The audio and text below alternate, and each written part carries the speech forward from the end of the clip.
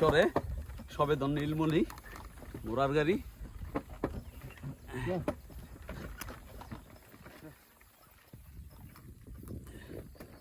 ঘোড়ার গাড়ি এই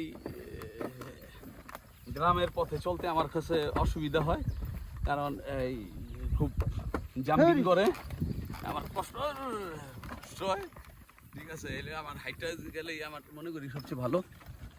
এই কি এলো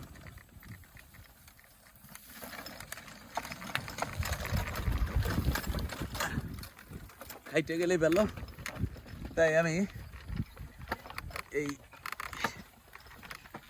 ঘোড়া গাড়িতে চড়ি না সাধারণত। আজকে একটু চড়ে যেতেছি।